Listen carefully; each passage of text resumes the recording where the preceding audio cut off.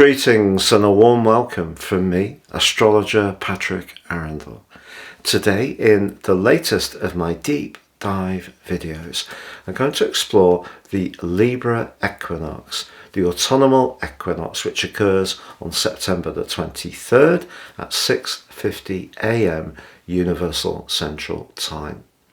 Now, Western tropical astrology is predicated on the seasons, and it begins with the spring equinox and the arrival of the sun in the sign of Aries. This is the beginning of our journey symbolically. It's about fresh starts, also about energy, to a degree risk and enterprise. The cardinal signs are all about action and initiative. Aries is followed by Cancer with the summer solstice, very much about protection, nurture and shelter. We then have this third cardinal quadrant of 13 weeks through Libra, which is very much about finding a balance, equilibrium. It's an air sign. It's about listening, relating, communicating. But it's also about fairness and relationships. This takes us up this next 13-week period to the winter solstice, which this year occurs on December the 22nd and ushers in the final cardinal quadrant of the year, which sees us go to the end of 23 and right through to the spring equinox of year 2024. So what I'm going to share with you today is going to give you a flavour of what we can expect over the next 13 weeks. I'm just going to briefly tell you how I'm going to share this information. I'm going to tell you a little bit more about the sign of Libra, but also share the event chart. So when the sun moves to Libra and we have the autumnal equinox, the exact moment this creates an overview, a map that we can all relate to collectively over this next quarter.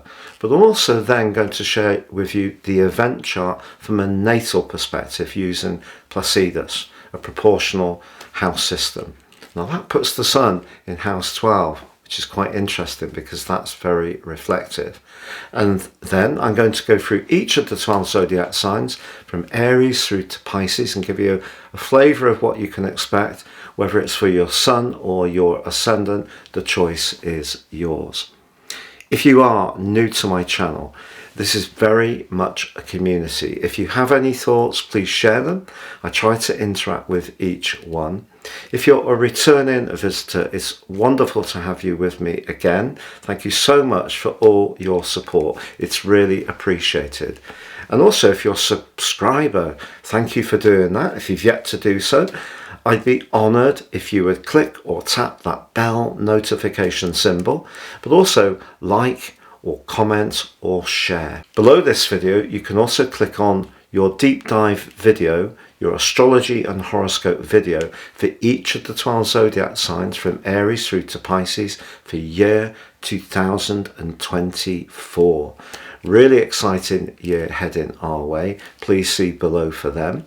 And also, I'd like to tell you about a unique opportunity. Year 2023 is really racing by now, and year 24 speeding towards us.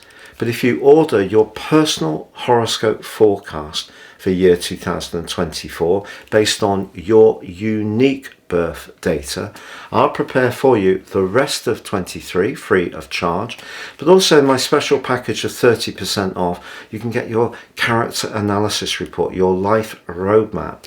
This will give you searing insights into the patterns that have played out in your life so far, but also a much more intimate understanding of how to work with the energies we were all given. Please see the link below for more. So, as the sun returns to the sign of Libra after an 11-month absence, let's just check out some key facts associated with this sign. First up, it's the 7th zodiac sign. Its glyph is the scales, so its image is the scales. It's also ruled by air, at the air element, so very much about relating, listening as well, tuning into what other people want. It's very diplomatic.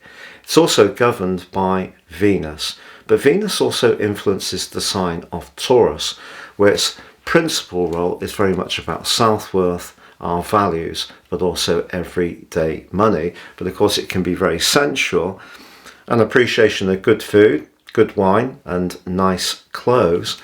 But Venus's rulership of Libra is very much more to do with trying to find a point of harmony. So it's wonderful for celebrating the things we have in common, trying to get that midpoint between our own needs and the needs of others. So very often our own needs are demonstrated by the first house, which the first house in any natal horoscope is a kind of Aries type of influence.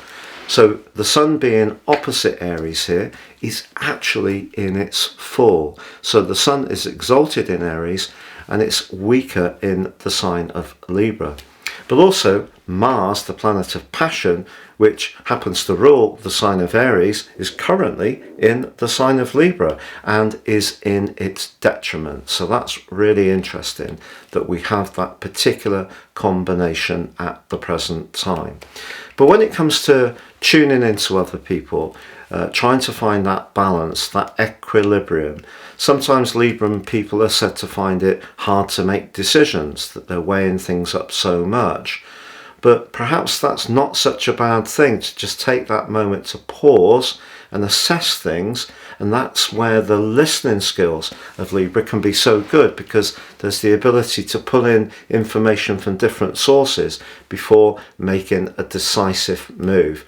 But Librans can be very decisive, because remember, this is a cardinal sign, but all the conditions need to be right.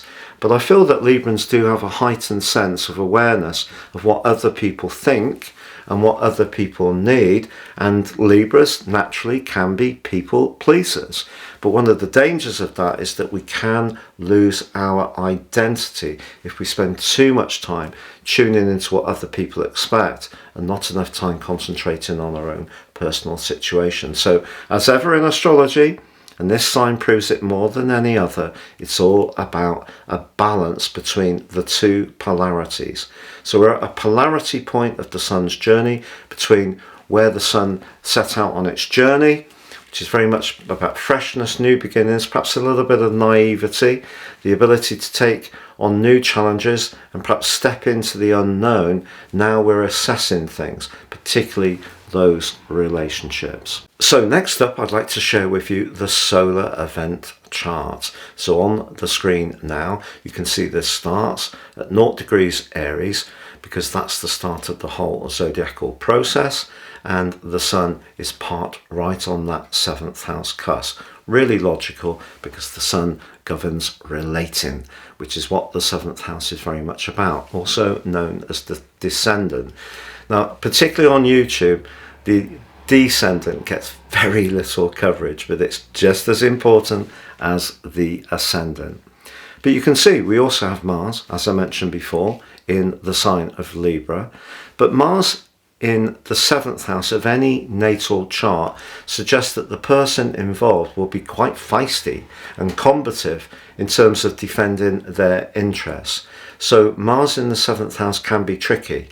But in this particular chart, it's opposite. You can see Chiron in house 1 in Aries, very much to do with identity. One of the traps that we could all fall into over the next 13 weeks in any relationship is if we feel a bit threatened or someone's challenging us in some kind of way, we could let pride, Mars, get in the way of really expressing our vulnerabilities, which is Chiron. So just be conscious of that. But the big standout apart from that is the role of Saturn. Saturn's at 1 degrees and 55 minutes in the sign of Pisces, but it's forging a tense angle to the sun called the quincunx. And of course it's nearly exact. It's only 1 degrees 55 minutes apart from being exact. And Saturn in the 12th house is really asking us to become much more conscious of our emotional, spiritual and psychological worlds. And it's something we can all be a little bit reluctant to grapple with at times. If you are someone who's very much on a personal development journey, you're probably really using Saturn as a great asset at the present time. But of course, the sign of Pisces is the culmination sign of the entire zodiacal journey. So Saturn here, in a way, is teaching us lessons that we've yet to learn. So because it's in a tense angle to the Sun, it's hard to integrate what we need from relationships if we're not so conscious psychologically about perhaps our vulnerabilities, our weaknesses, but also perhaps some of our needs. And it all comes back to this whole concept of, trying to project a very complete outer identity, which is what modern society is very much about, particularly through Facebook, for example.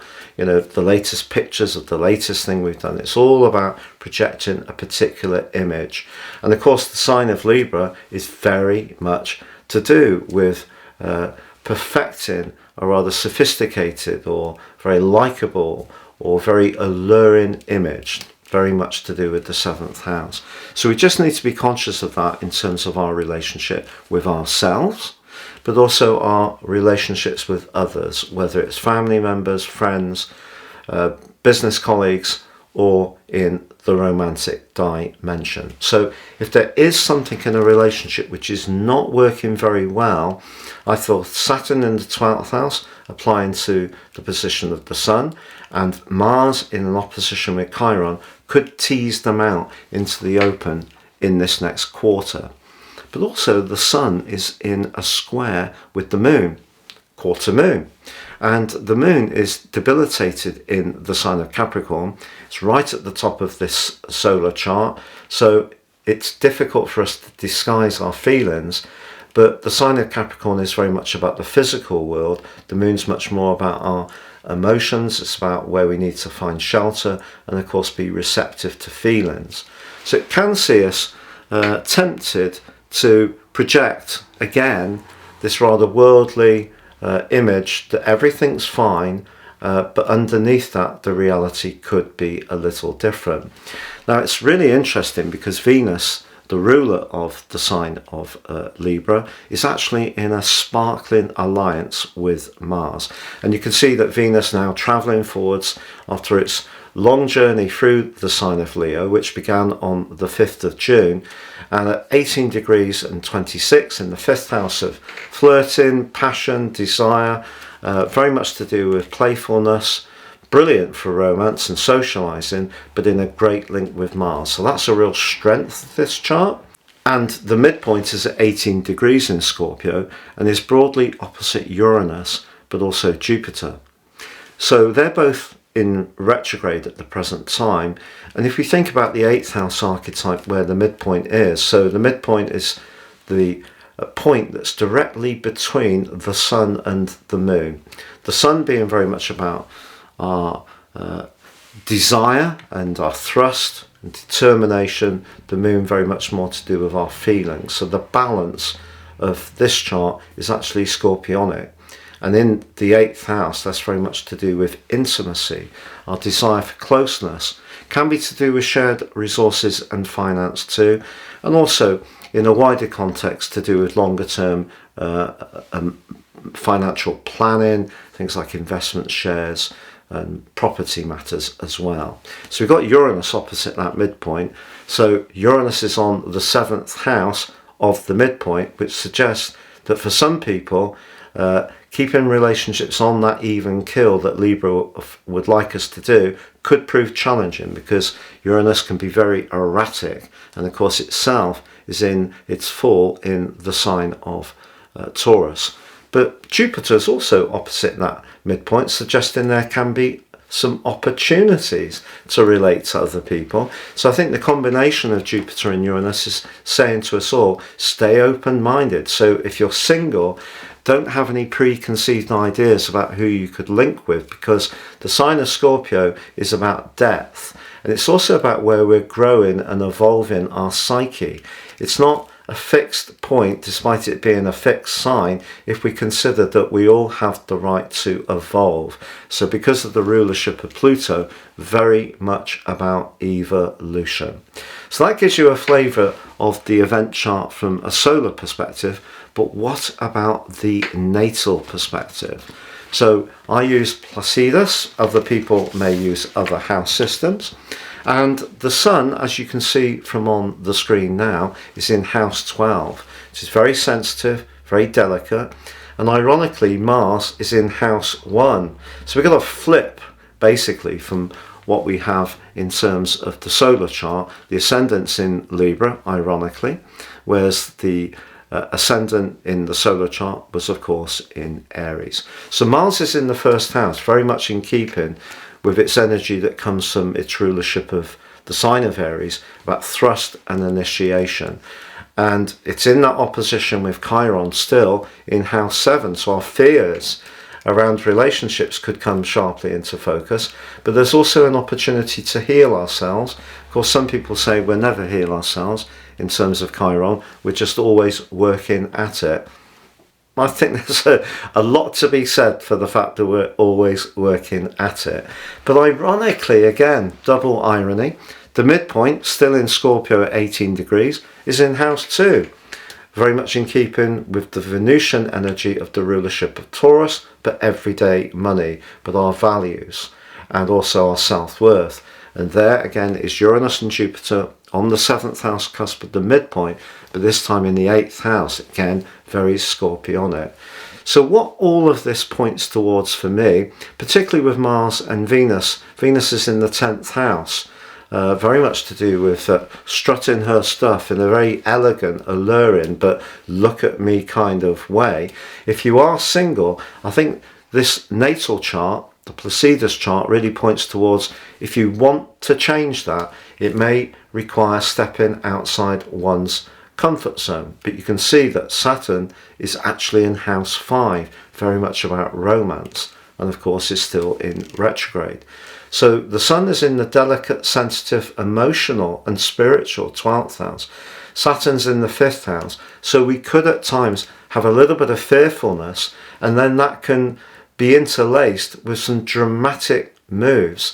Perhaps when we overcome our nerves, if there's someone we're really drawn to, we might be inclined to make the first move, with Mars in the 1st house, which is very risk-taking, but also because Uranus and Jupiter are opposing the point of the midpoint between the Sun and the Moon, but in a sign, the 8th house, which gives us a desire for intimacy, but also because those two as a combination means that things happen very quickly, nothing's very stable, but can be very exciting.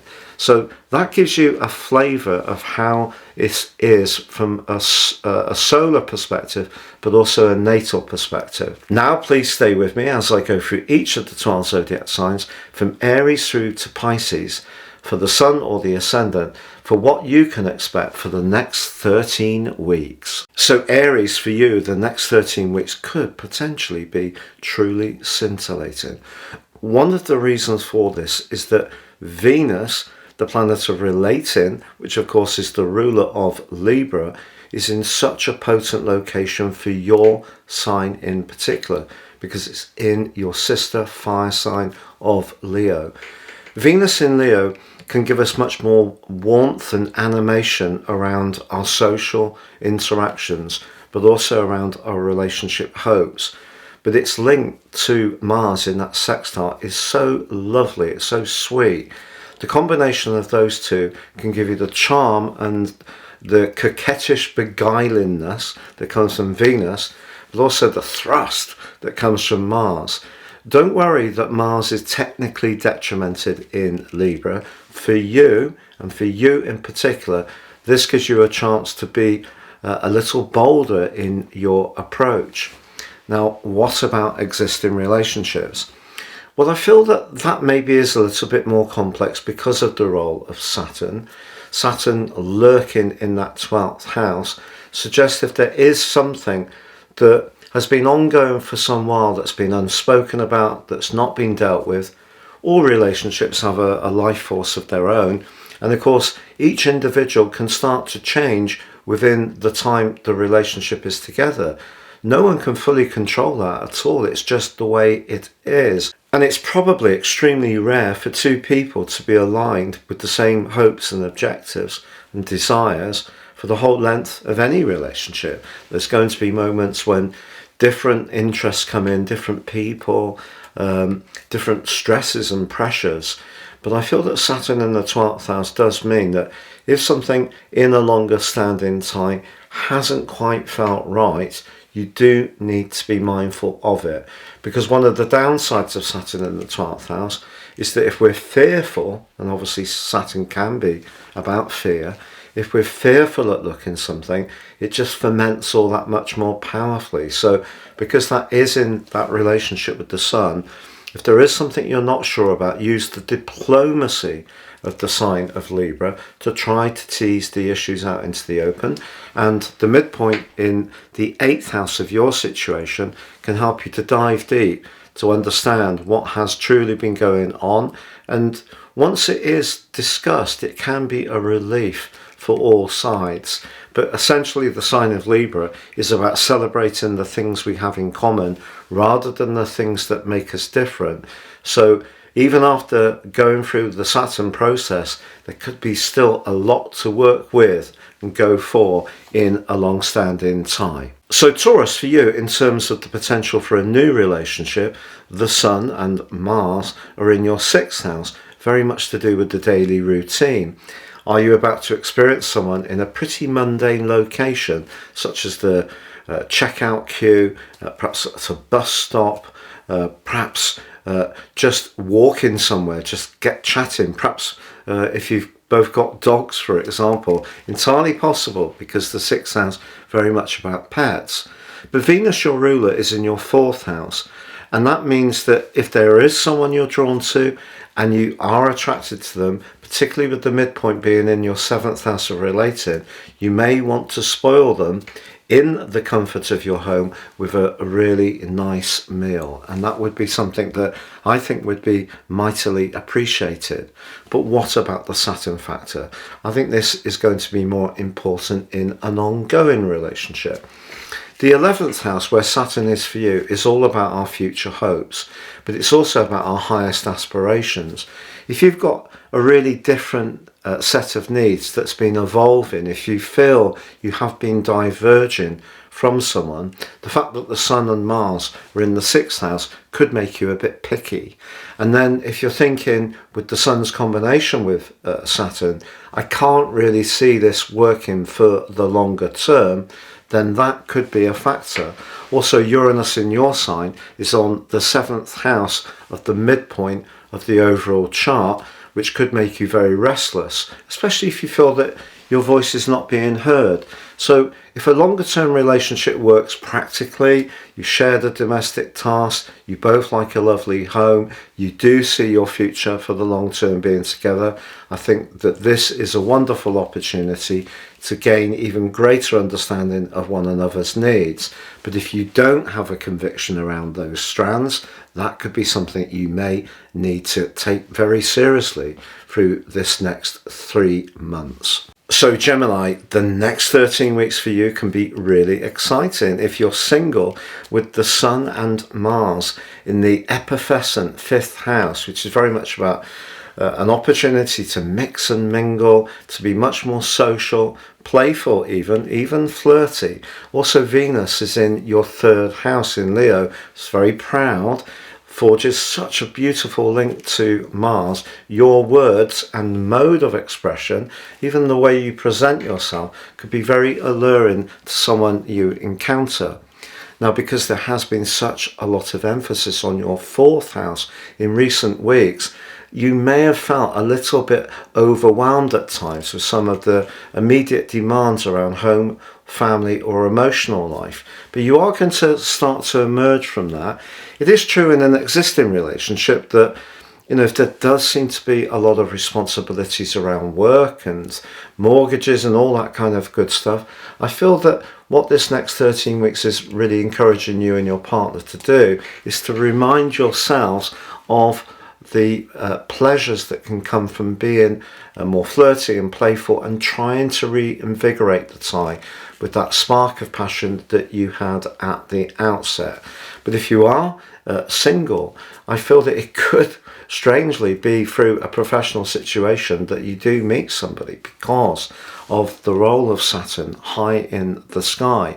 And maybe someone's going to be drawn to you because they see you as being an authority on a particular subject or perhaps within an organization, and that could be something that they find very alluring. But I think the planets, in terms of Venus and Mars and the Sun, what they're saying to you, those inner planets, is do give yourself permission to be a little bit playful, even if your ruler Mercury is still in the muted 4th house and Saturn's in the 10th house of those big obligations linked to work and worldly interactions.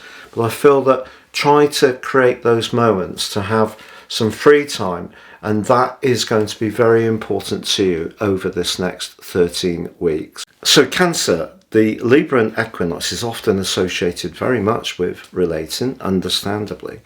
But I feel in your case, I don't think it's so much just exclusively to the romantic realm.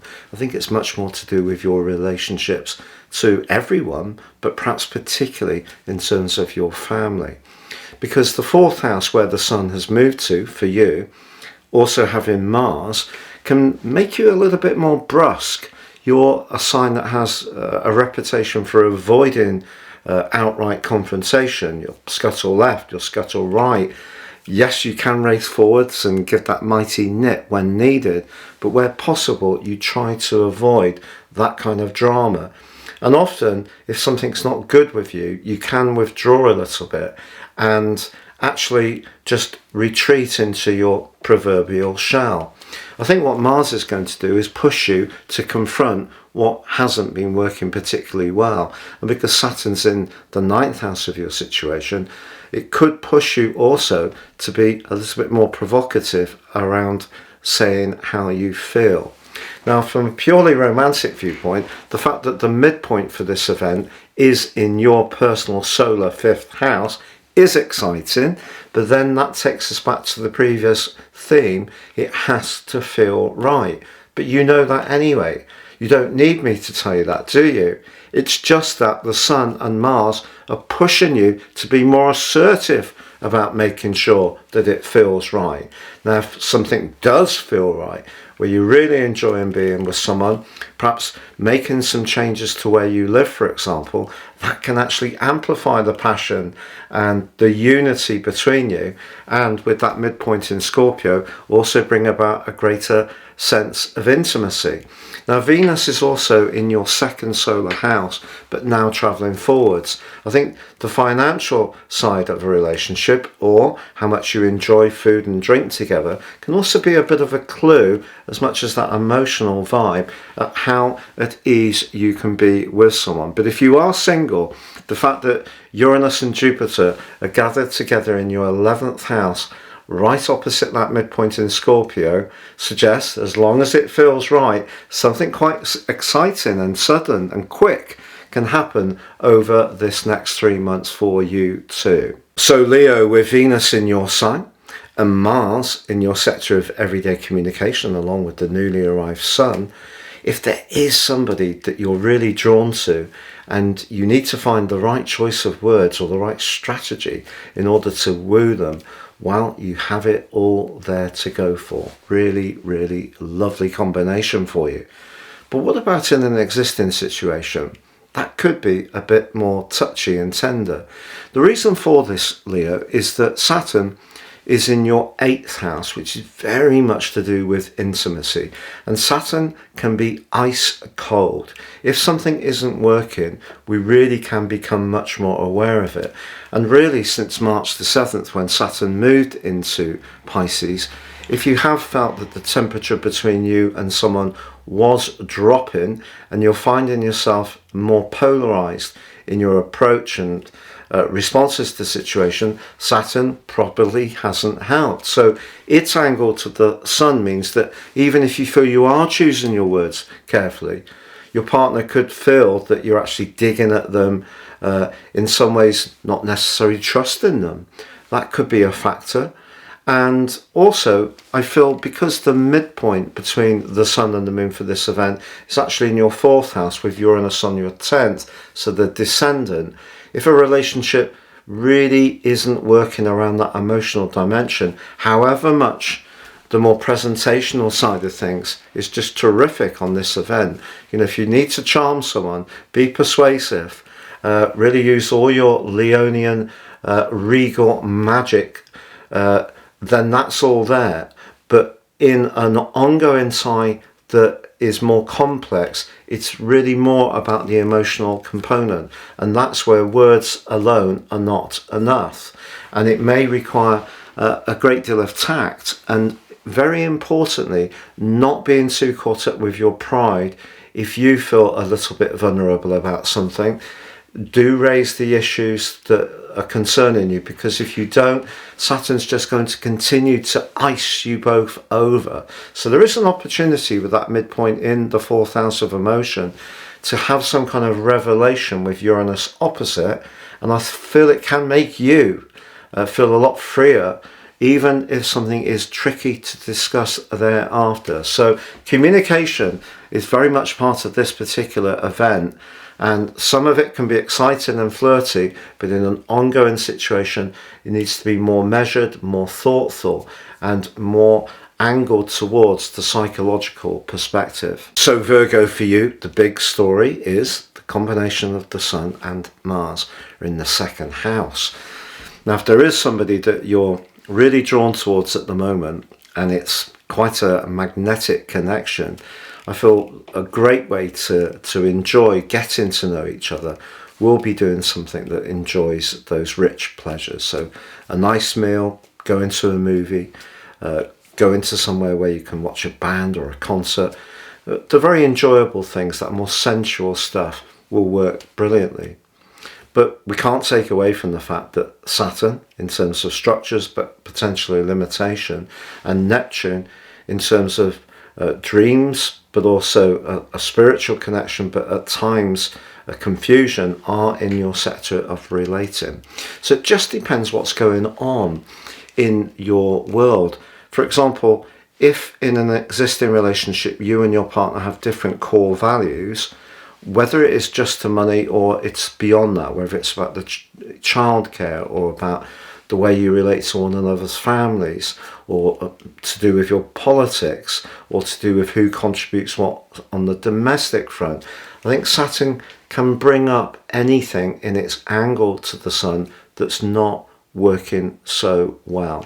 And also Venus does continue in your 12th house, so that although it makes a lovely link with Mars, and perhaps if you are single or there is somebody that you're drawn to, maybe at this stage you're quite happy for it to just build up in a low-key and rather quiet, perhaps discreet way, perhaps for some Virgos even a bit more clandestine with Venus in the 12th house, but its link with Mars suggests that the things that you can celebrate are that good food and good wine, but it's all about Saturn really, and to a degree also Neptune, because it's not far off that opposition with the Sun. So if there is very different values around money, I feel this could be a time when that is going to come more to the surface. Now Libra, for you, there's a bit of a paradox, because the Sun and Mars in your own sign is asking you to actually focus on what you need. Now everybody else needs to tune in much more to what other people need. But because that's a lifetime thing with you, where you're so attuned to how other people are feeling, I feel that this is a time, particularly with Mars bolstering the Sun, to be more single-minded. Also Venus applying to Mars in your sector of friendships and connections through groups suggests if you do go out and you're single, it could be this extra confidence that you show, which Mars can help you to have, that actually is very alluring to someone and can draw them to you.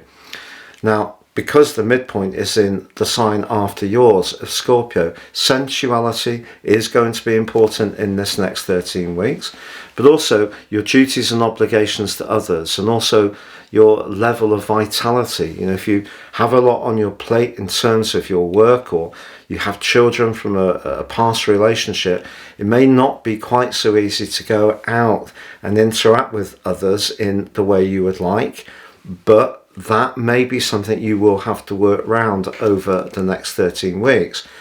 But if you're in a relationship which isn't working very well, I think the chances are it's because you feel you do a lot of the giving and you're not getting a lot of the getting. And this is the classic Libra story of being so attuned to other people's needs that one can become a little bit invisible. I understand this because I have the ascendant in Libra, so I can spend a lot of time tuning into other people, and that's nice, and the people who've known me for years really get it and appreciate it.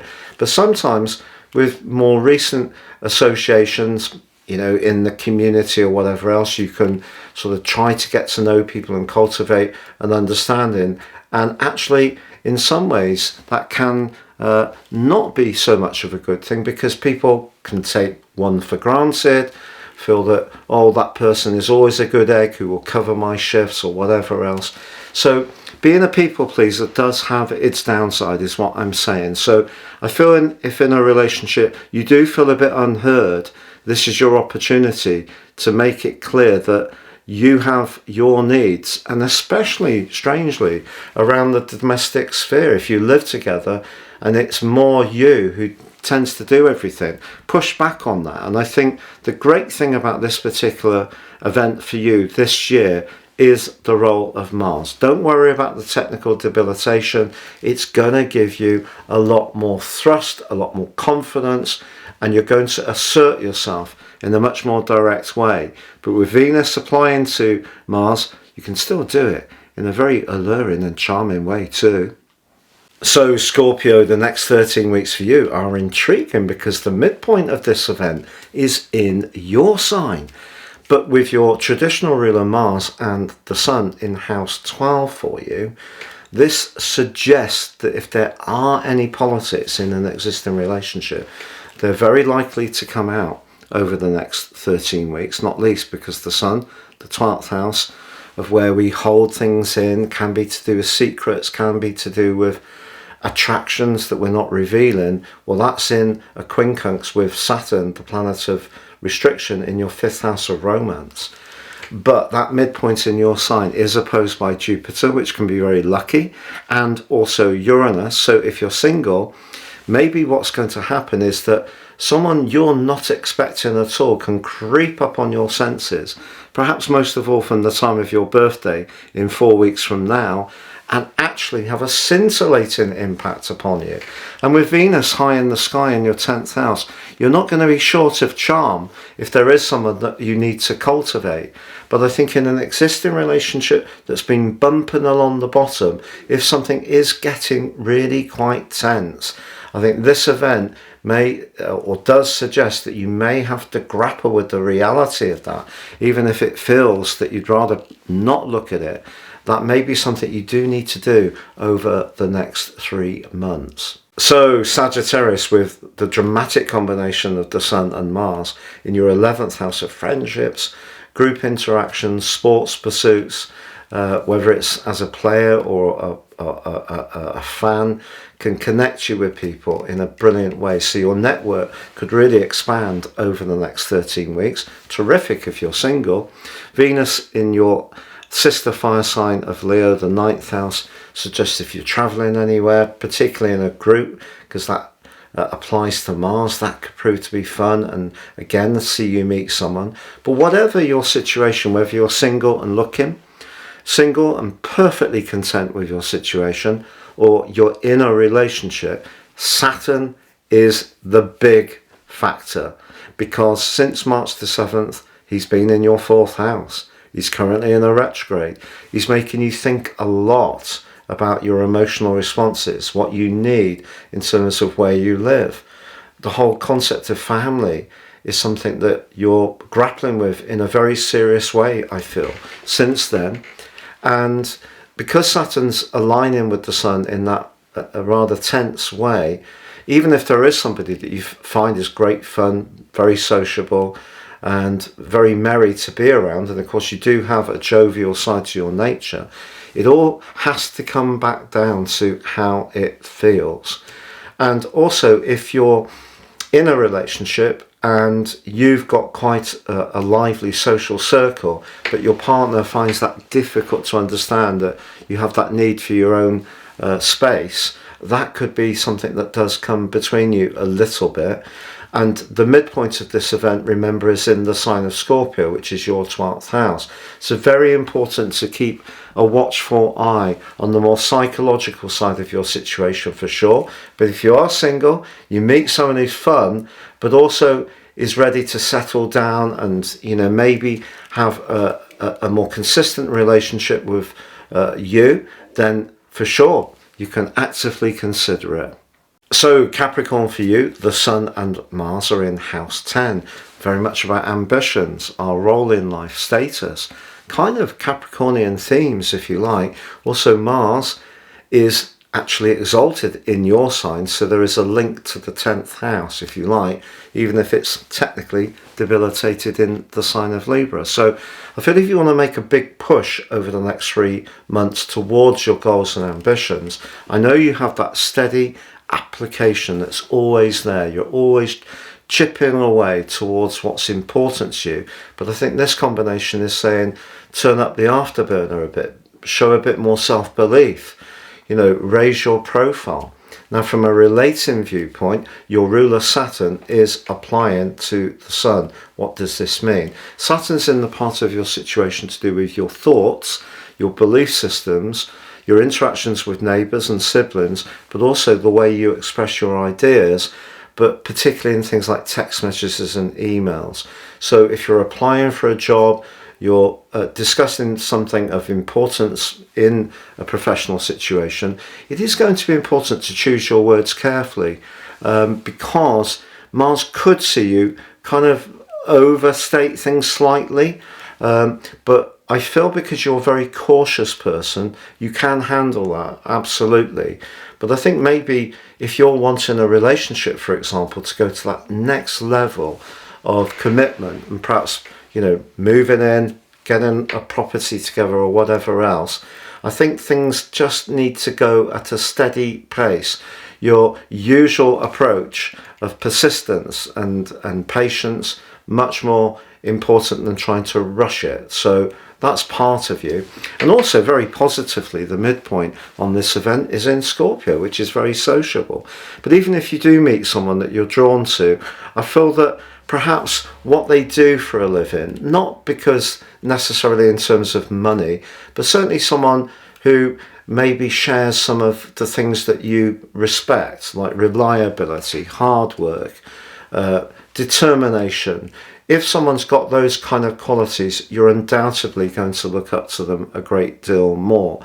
But if you are in a relationship and you're wanting it to go to that next level of commitment with Venus applying to Mars, I feel that it can get very sensual between you, but also you can see it progressing towards some kind of outcome that gives you a great deal of pleasure, because it may be that you're building up to something and it has taken time to get to this point. But Saturn's just reminding you of making sure that your thinking and your communication are just balanced right, because how you express yourself may to others seem a little cool at times, even if you feel you're just being honest and to the point.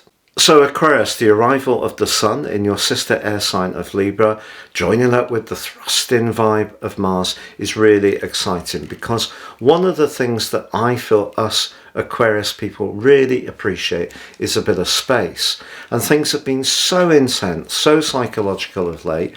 Mercury's still in the sign of Virgo, which has been responsible for some of these dramas, I feel.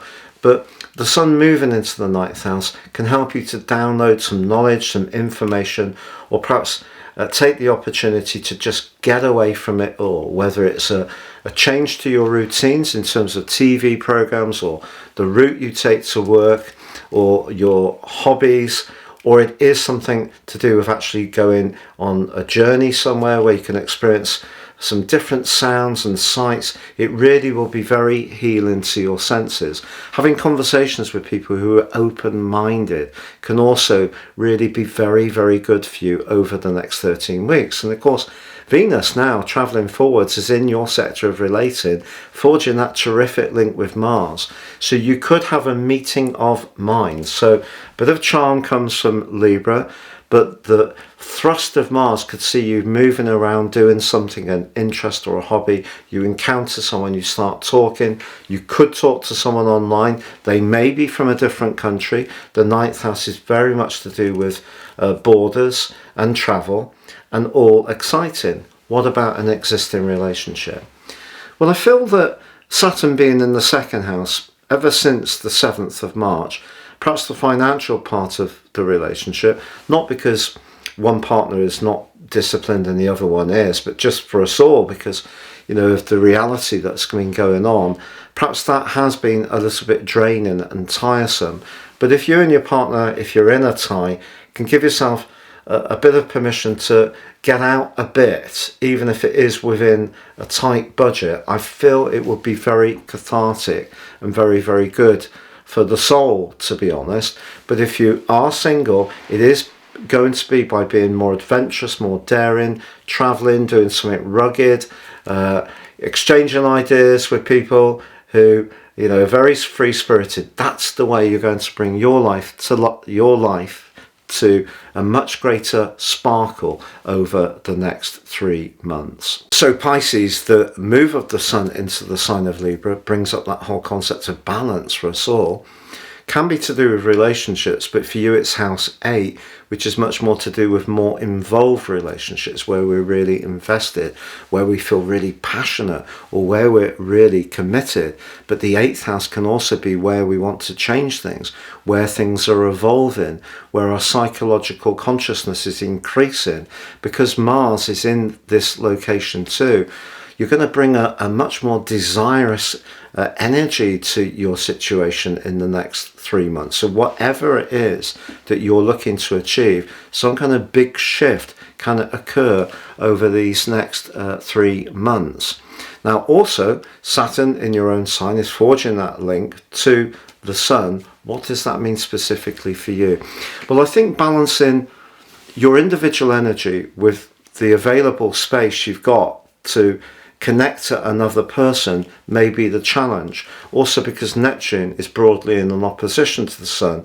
So if you're born at the end of Pisces, you may sort of lack a little bit of traction, because Neptune can wash away our energy. If you're born more towards the start of Pisces, maybe you just feel that there are too many constraints and obligations you've already got to even think about getting up close and personal to someone else. But if you're in an existing relationship and intimacy is not the strongest part of it, but you would like to have more intimacy in your relationship, the fact the midpoint for this event is in your sister water sign of Scorpio suggests downloading some knowledge from somewhere, you know, whether you go to your local library, whether you read a magazine, whether you do go onto the internet and get some actual information, go to a course, a presentation, or even have some kind of coaching or counselling.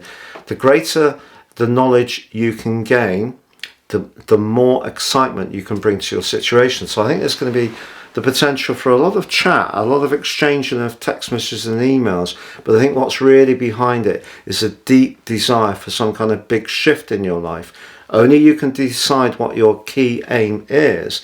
But if it is to get much closer to someone in an emotional and physical sense, this can be a very encouraging period. If that's something you're struggling with because of those energy issues, then you can still keep things open, keep the lines of communication open, because that's giving you options in lots of different ways in your situation.